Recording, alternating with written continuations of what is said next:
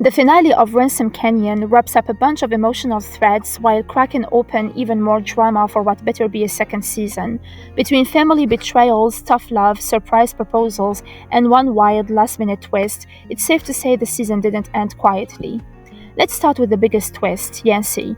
All season long, he played the part of a mystery ranch hand, but it turns out he's actually Cap Fuller's grandson. Yancey came to Ransom Canyon with a plan: scam Cap, get revenge, and walk away with the land that should have been his. His mom had been cast out by Cap, and he grew up not even knowing his dad. But as time went on, Yancey connected with Ellie, started to care about the ranch, and buried Cap with real respect. In the end, Yancey chooses to stay, not for revenge, but to build something. He promises Ellie and Ruth the money AWP offered, but he's not selling. That ranch is his legacy now. Yancey's storyline is a big emotional pivot. He came for revenge, but ended up finding family and something worth staying for. By turning down $22 million and choosing Ellie and the ranch, he proves he's done chasing old wounds. He's finally ready to start living, not fighting ghosts. Stanton and Quinn finally get together, but even that's not without bumps. Quinn breaks things off with Davis, who, to be fair, admits he always knew Stanton had her heart, and she and Stanton start something real. But then she drops a bomb. She's been offered a 6-month gig with the New York Phil. Stanton's shocked. He thought they were finally settling into something, but Quinn's tired, conflicted, and unsure of what she even wants anymore. Plus, her dance hall is in trouble. AWP wants $80,000 or they'll sue. Stanton offers to pay, blaming himself, but Quinn's not here to be rescued. Stanton offering to pay her debt might have come from love, but Quinn doesn't want to be someone's problem to fix. She wants to stand on her own 2 feet. Meanwhile, Lauren's stuck dealing with her own heartbreak. Her cheer dreams are dead after a nasty fall, and she's pushing Lucas away. But Lucas shows up for her at Cap's memorial, lays it all out: how Kit cut him off, how he feels alone, and how the only thing that makes sense anymore is being with her. It's enough to start melting those walls Lauren put up. Lauren and Lucas's moment on the dance floor isn't just sweet, it's them choosing each other in a world that's been trying to pull them apart. Yancey and Stanton also have a quiet but important moment. Yancey admits he originally came for revenge, but maybe what he was really looking for was belonging. Stanton tells him the truth. Cap spent years trying to find Yancey and his mother. He regretted what he did and wanted to fix it, but never got the chance. Stanton tells Yancey that he's a Fuller, he always was, and it's time to live like one. Things get even more real between Lauren and her dad, Sheriff Dan.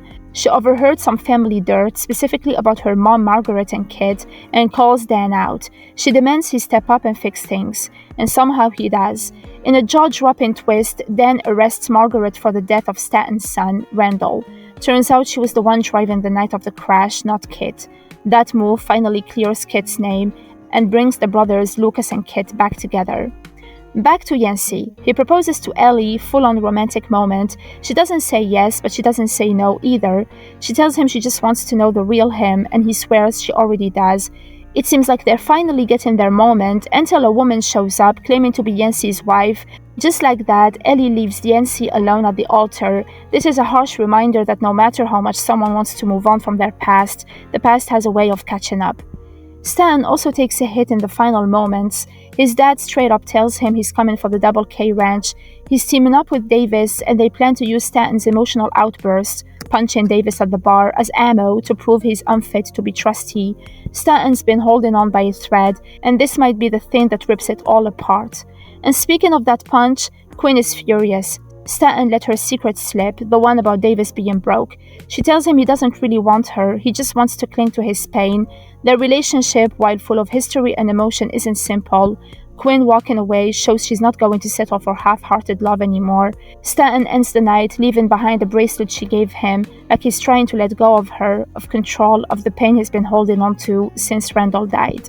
Quinn chooses to go to New York, and it isn't just about money, it's her taking control of her life again, after years of putting others first.